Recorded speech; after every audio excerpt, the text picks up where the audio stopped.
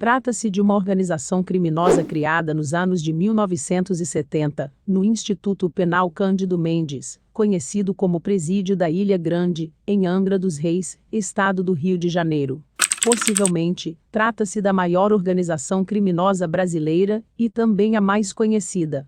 Sua origem se deu através da junção de presos comuns com presos políticos no período de regime militar, o que permitiu aos presos comuns receberem lições e aprendizados dos presos políticos, no que diz respeito à organização, estrutura hierárquica, ações de proteção e enfrentamento do sistema estatal. No ano de 1994, o presídio de Ilha Grande foi demolido. As primeiras ações adotadas pela organização criminosa se deram dentro do presídio de Ilha Grande. Uma delas foi a criação do chamado Caixa Comum da organização. Tratava-se de uma arrecadação em dinheiro proveniente das ações delituosas dos membros da organização, que encontravam-se em liberdade. Os valores arrecadados com os crimes eram utilizados para o financiamento de fugas, a promoção de melhorias nas condições carcerárias e ajuda aos familiares dos presos. Somente no ano de 1980, ocorreram 109 fugas no presídio de Ilha Grande. O assistencialismo promovido pelo Comando Vermelho é uma das características do grupo. Com isso, os membros da organização garantiram respeito e autoridade perante os demais encarcerados. Em alguns estabelecimentos prisionais do Rio de Janeiro, o Comando Vermelho acabou assumindo as funções do serviço social, promovendo festas natalinas, assim como oferecendo assistência aos detentos e suas famílias. O nível de organização, infraestrutura e disciplina de seus membros acabou superando muitos objetivos que a luta armada revolucionária colocou em prática na década de 1970. Ou seja, os aprendizes acabaram superando os mestres. No início da década de 1980, os membros da facção, que conseguiram fugir do presídio de Ilha Grande, passaram a colocar em prática as lições que haviam recebido durante o período de contato com os presos políticos. Foi uma época em que ocorreram diversos assaltos às instituições bancárias, empresas e joalherias, bem como extorsões mediante sequestros. Estas ações eram extremamente planejadas e a maioria delas realizadas com sucesso.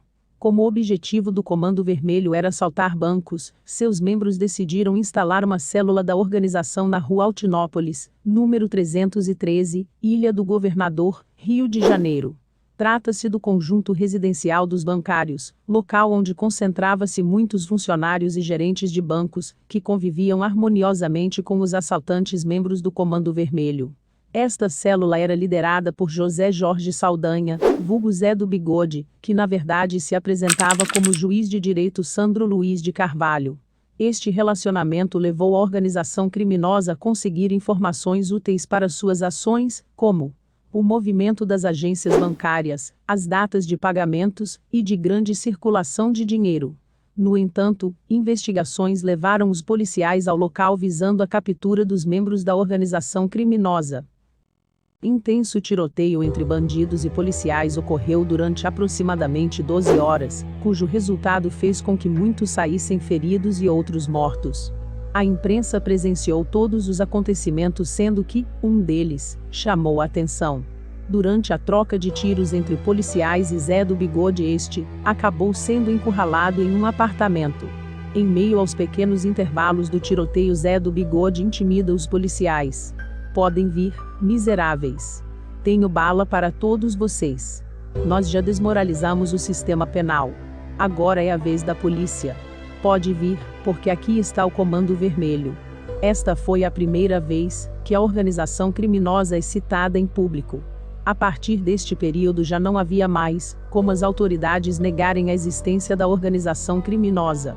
Sendo assim, a década de 1980 tornou-se no período dos assaltos a bancos promovidos pela organização, que também teve algumas baixas e divisões. As baixas levaram alguns de seus membros à prisão novamente, ou até mesmo à morte. Já a divisão dentro da organização fez com que surgisse outra organização criminosa, o Terceiro Comando, TC, nos anos 1980, e a Organização Amigos dos Amigos, ADA, no ano de 1994. A guerra entre estas organizações criminosas, bem como o fortalecimento de cada uma delas, é o ponto de destaque da década de 1990. Isto é tão real, que nos presídios havia a necessidade de separar os presos de acordo com o vínculo que possuíam com cada organização. Caso contrário, não sendo feita esta separação, o membro de uma facção colocado entre os membros de outra era brutalmente assassinado. Outra característica marcante deste período é o crime perpetrado pelo Comando Vermelho. A organização deixa de priorizar o assalto a banco e passa a ter como maior negócio o tráfico de drogas. No entanto, não podemos deixar de lado o tráfico de armas praticado pela organização. Durante a década de 1990, o Comando Vermelho controlou o tráfico de drogas no Rio de Janeiro de forma absoluta, assim como dominou grande parte das favelas cariocas. A prática do assistencialismo perpetrada entre os presos e seus familiares agora chegara às comunidades carentes, onde os traficantes passaram a assumir setores como saúde, educação, segurança e lazer. Na verdade, os traficantes acabaram montando um poder paralelo nestes territórios, uma vez que, além dos setores já citados, também determinavam quem podia frequentar aquela localidade, exercendo poder sobre a vida das pessoas. Até uma justiça própria foi criada e exercida por eles nas favelas.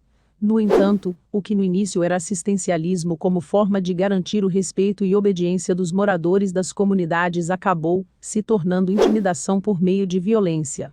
Esta é uma característica comum presente nas organizações criminosas brasileiras que se assemelha, e muito, com os códigos de crueldade das organizações criminosas estrangeiras. Atualmente, o Comando Vermelho ainda é a maior organização criminosa do Rio de Janeiro, porém, vem perdendo território para outras facções bem como para milícias armadas e as unidades de polícia pacificadoras, UPP, criadas pelo governo do estado do Rio de Janeiro.